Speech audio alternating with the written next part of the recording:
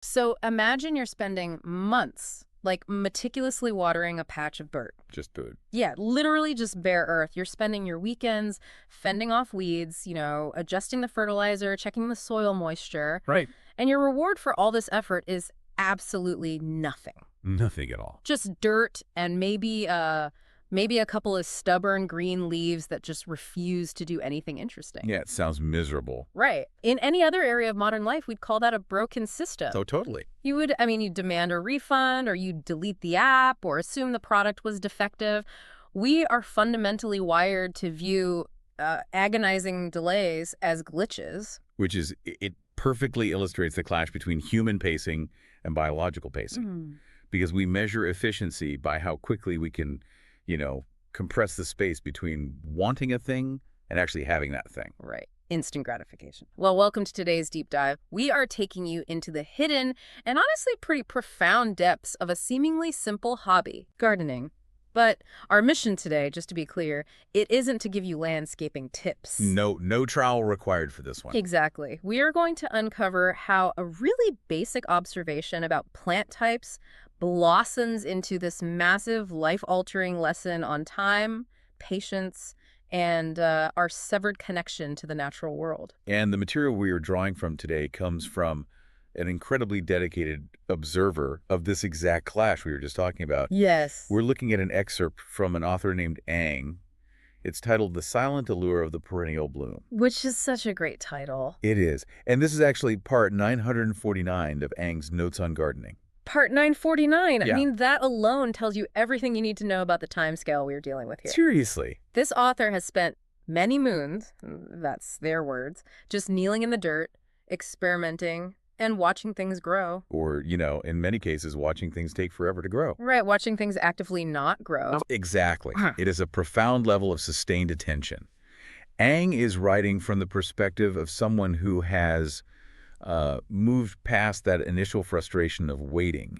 And they've started to really decode the underlying logic of the garden itself. Okay, let's unpack this. Because what starts as just a short journal entry about dirt and seeds quickly turns into this, philosophical masterclass. It really does. But to truly understand the philosophy, we have to start where every gardener starts. We have to look at the physical realities of the plants themselves. Getting our hands dirty, so to speak. Exactly. Specifically, Ang's comparison between annuals and perennials. Right, and the distinction between those two is the foundational premise of Ang's entire observation here. Yeah, so annuals are... Go ahead. I was just going to say, annuals are the plants that sprout up fast, right? They bloom aggressively and then they die completely within one growing season. Right, they're the sprinters. Yeah. While perennials, and specifically the flowering shrubs and ground orchids that Ang focuses on, they are designed to come back year after year. And Ang points out that these perennial ground orchids, they are incredibly hardy. Almost bulletproof. Yeah, they require practically no effort from the gardener.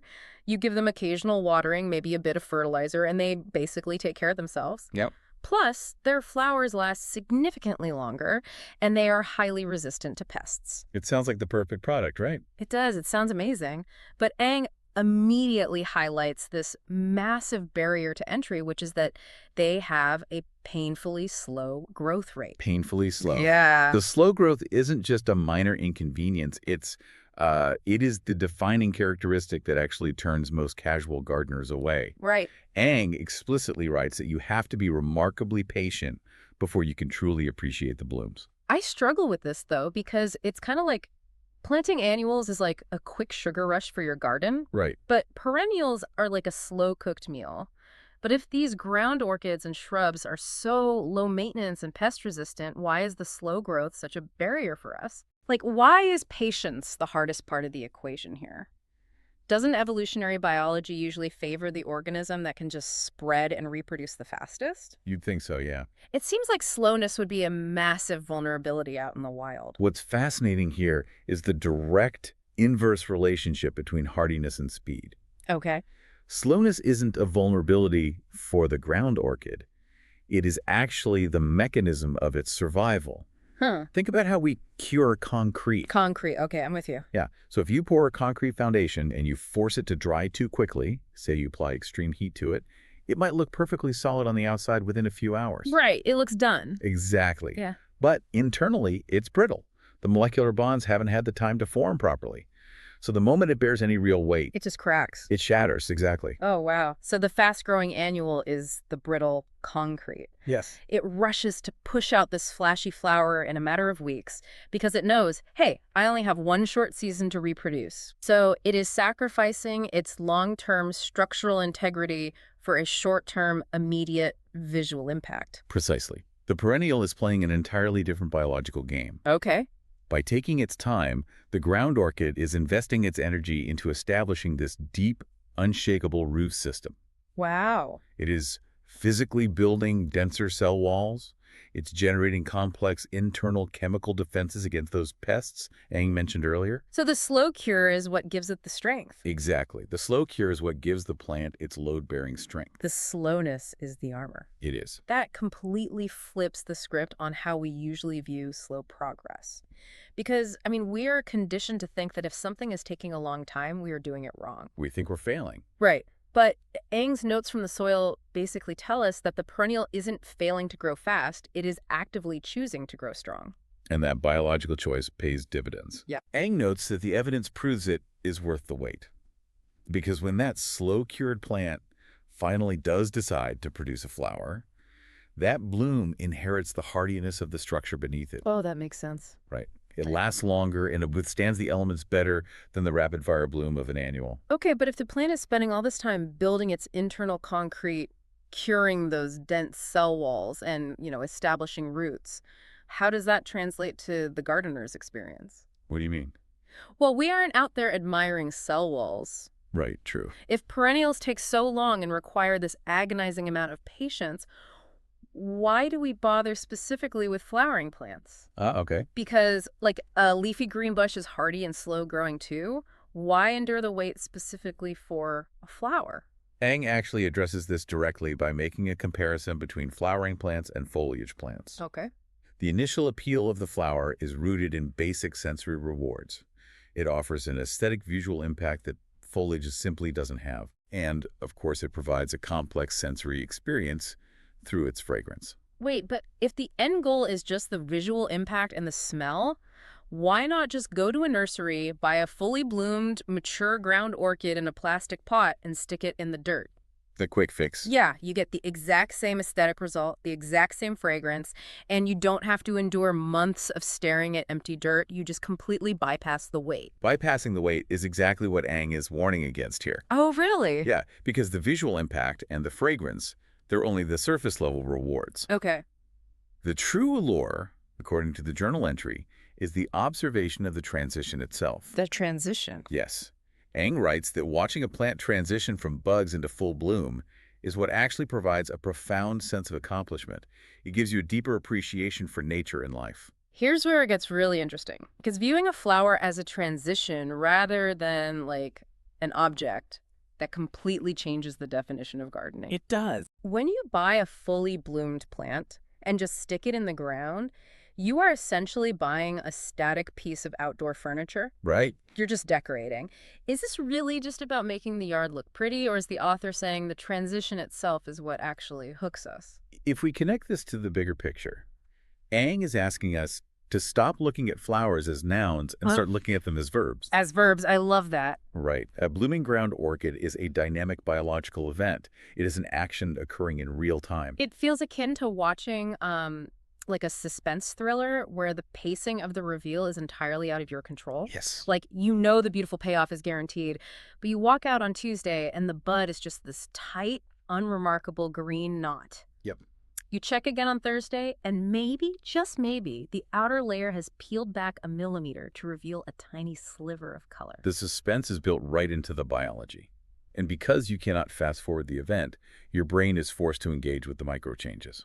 You begin to notice the subtle swelling of the bud, the slight shift in the angle of the stem as it, reaches for the sun. Yeah. You are witnessing the culmination of all that slow, invisible root building we discussed earlier, finally manifesting on the surface.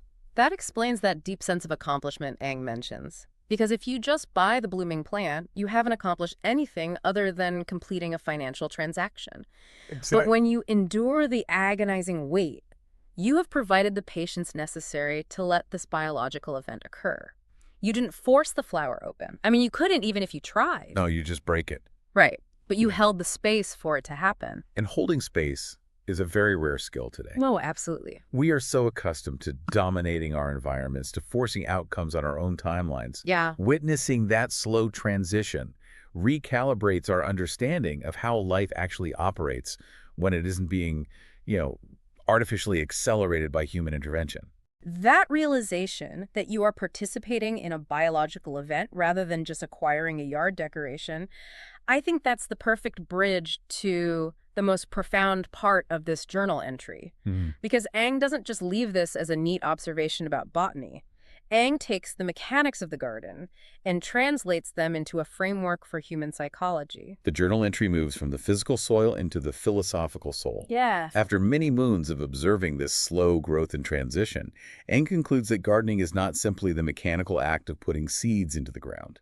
Ang calls it a grounding dialogue between you and the nature. A dialogue. Yeah, and a dialogue implies a two-way exchange. It means the soil is talking back to us, but how does soil talk? Right, how does it talk? It talks through boundaries, the unhackable, rigid boundary of time. And through this dialogue of boundaries, Eng identifies 3 specific life lessons the garden forces us to learn. Okay, let's hear some. First, the importance of being present. Right. Second, the lesson of impermanence. And third, it serves as an exercise in delayed gratification.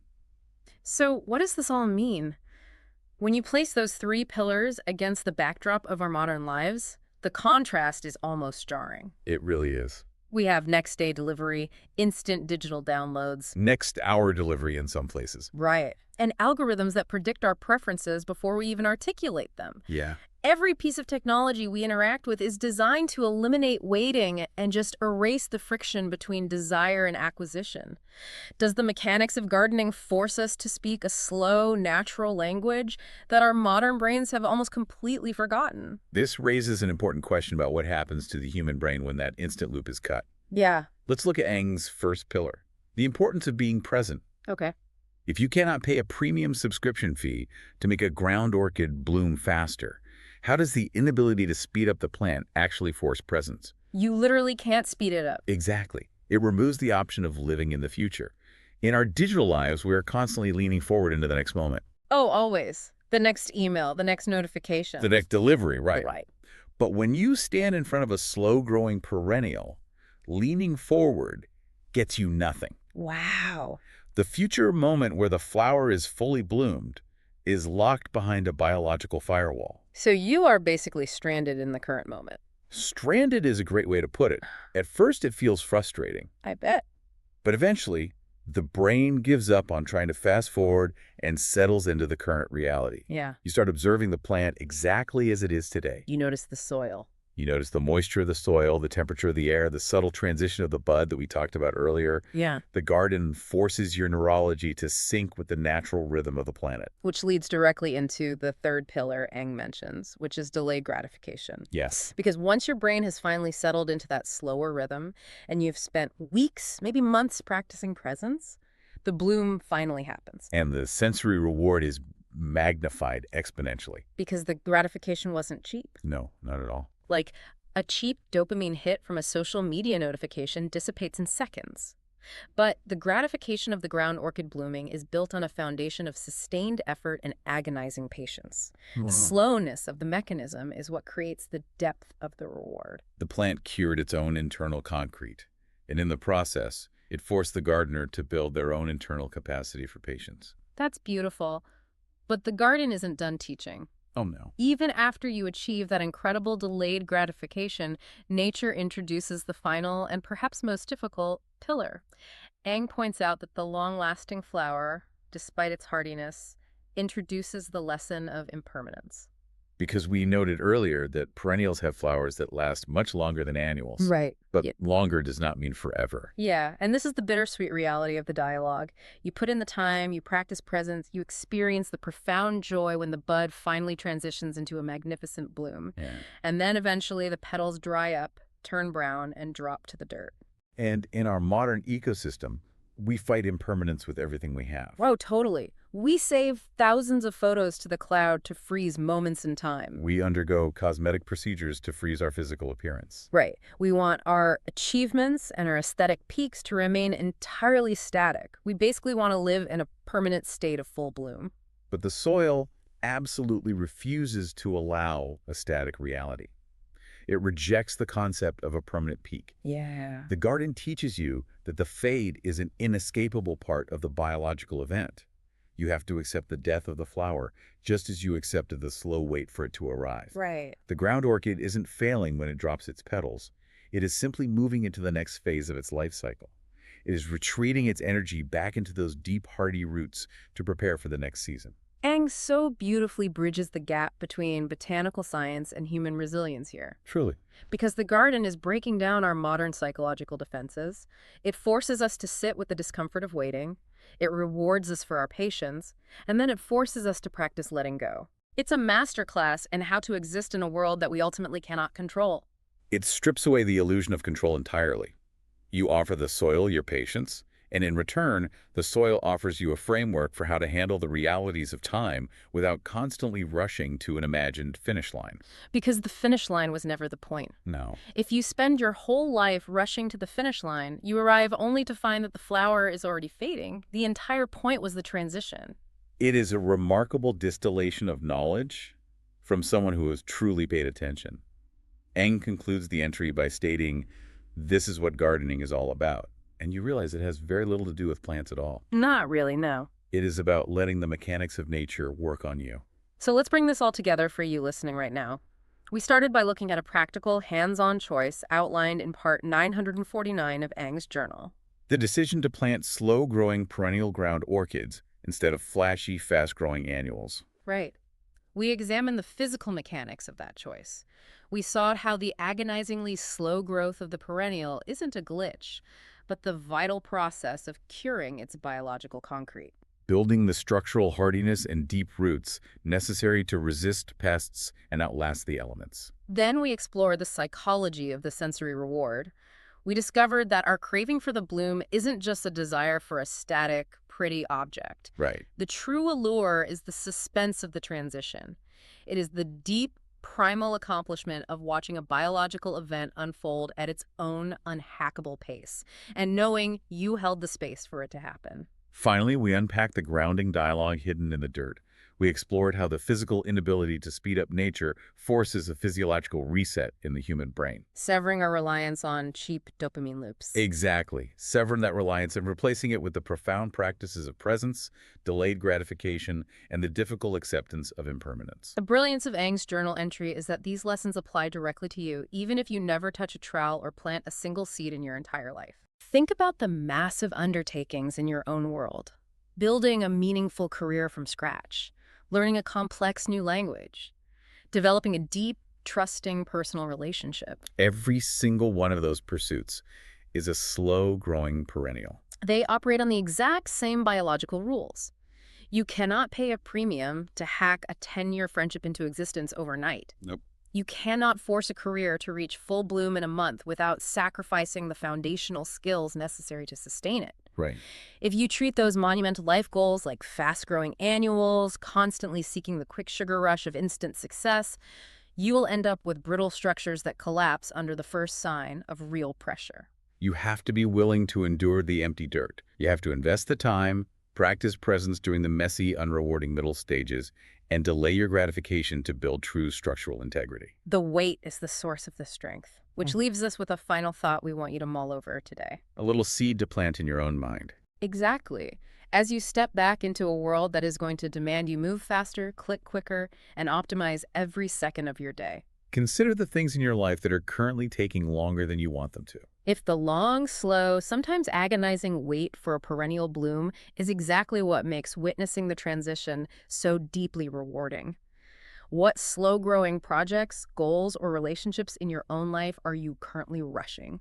What internal structures are you failing to build because you're demanding a premature bloom? And by rushing those things, by constantly being frustrated with the time it takes to build something hardy and real, are you accidentally missing the beautiful suspense of the transition? Let that question sit with you. Ponder it the next time you find yourself frustrated by a delay. Until our next deep dive, remember that not everything is a lagging web page that needs fixing. Sometimes the slow pace isn't a glitch in the system. Sometimes it's just the steady, resilient timeline of a perennial getting ready to show you something truly worth the wait. Take care of yourselves, and we'll see you next time.